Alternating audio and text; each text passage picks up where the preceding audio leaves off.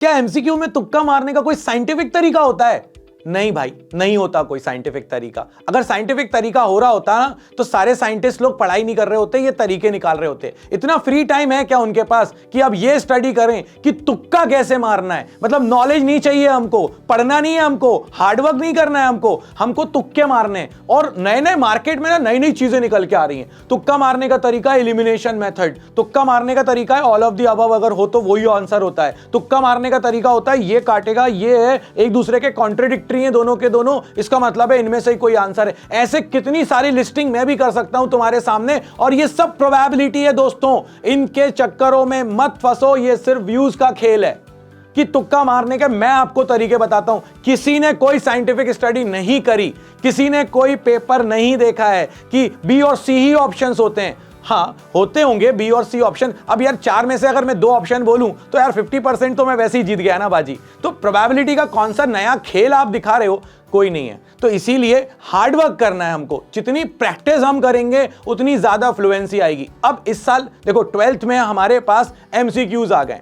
अब वो जो एमसीक्यूज आ गए उनको करने का तरीका क्या है? उनको करने का तरीका यह है कि आप जितनी प्रैक्टिस करोगे, जितने क्वेश्चंस लगाओगे उस पर, जितना आपका कॉन्सेप्ट क्लियर होगा, जितनी आपकी प्रैक्टिस हो जाएगी तो आपकी फ्लुएंसी बढ़ जाएगी। आपको टाइम इंटरवल कम लगेगा क्वेश्चंस को सॉल्व करने में। और यही एकमात्र तरीका होता है एमसीक्यूज को सही तरह से सॉल्व करने का। सो ये कोई साइंटिफिक तरीके वाले तुक्के वाले हो ना तो उनके वीडियोस में कमेंट जाकर करना कि कहना एक काम करो भाई, साइंटिस्ट का नाम बता दो किसने ये साइंटिफिक स्टडी कर ली। और यकीन मानो कोई आपको नाम देने वाला नहीं है, कोई आपको स्टडी ऐसी बताने वाला नहीं है, क्योंकि ऐसी कोई स्टडी एग्जिस्ट करती ही नहीं है। अब बात उठती है कि एमसीक्यूज को कैसे करें। हाँ, इफेक्टिव वे होता है एमसीक्यूज को सॉल्व करने का। हाँ, हमको ये आइडिया हो जाता है पेपर को एनालाइज करके कि इस टॉपिक से क्वेश्चंस आ सकते हैं, ये हमारे पास एक ऑप्शन है। इस तरह से हम अप्रोच से आगे बढ़ सकते हैं। क्योंकि इस बार बोर्ड्स में आ गए एमसीक्यूज तो डर लगना तो यार ऑब्वियस सी बात है। कई लोग नहीं कर रहे होते हैं कॉम्पिटिटिव एग्जाम की प्रिपरेशन,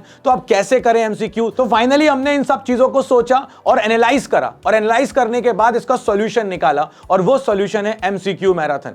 एमसीक्यू मैराथन में आपको 10 दिन के अंदर हम वो सिलेक्टेड एमसीक्यूज कराएंगे जिससे कि आपका वो टॉपिक कवर हो जाए। मैं आपको तुक्का मारना नहीं सिखा सकता, मैं आपको कॉन्सेप्ट दे सकता हूं, मैं आपको क्वेश्चंस दे सकता हूं, मैं आपको यह बता सकता हूं कि इस एक क्वेश्चन को करने से हमारे 5 क्वेश्चंस कैसे हो गए। मैं आपको यह बता सकता हूं कि थ्योरेटिकल क्वेश्चन आए तो हमें किस तरह से करना है। मैं आपको लॉजिक्स दे सकता हूं। गलती हमसे तब होती है जब हमें एमसीक्यूज में क्वेश्चन दिया होता है कि find which of the following is wrong. हमारी शुरू से मेंटेलिटी होती है सही को ढूंढने की। तो हम पहला ऑप्शन पढ़ते हैं, हमें दिखता है ये तो सही है, हम उसको टिक लगाते हैं और आगे बढ़ जाते हैं। नहीं भाई, अब अगर हमको यह ढूंढना है कि इनमें से कौन सा गलत है तो सबसे पहले सारे ऑप्शंस के आगे W लिख दो। ये लॉजिक है, क्योंकि वो W आपको यह याद दिला रहा है कि आपको रॉन्ग ढूंढना है, और वो रॉन्ग से आप जो रॉन्ग है वही उसका आंसर है। ऐसे लॉजिक्स होते हैं सॉल्व करने के, ऐसे ट्रिक्स होते हैं सॉल्व करने के। और दूसरा मेथड होता है अपने पास कि अपन एलिमिनेट करेंगे चीजों को। एलिमिनेट करने का मतलब ये नहीं होता कि अच्छे नहीं लगे तो हटा दिया,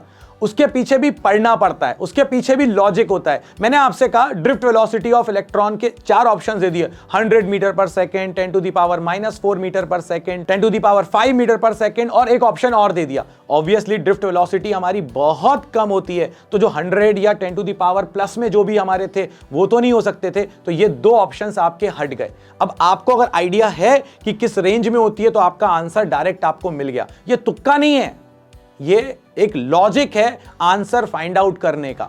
अगर मैं आपसे कहूं कि मैंने क्वेश्चन पढ़ा, अब क्वेश्चन में आपको कैलकुलेट करके लाना था रेजिस्टेंस। अब सारे ऑप्शंस में से 3 ऑप्शंस में लिखी हुई है यूनिट मो, और एक ऑप्शन में यूनिट लिखी हुई है ओम।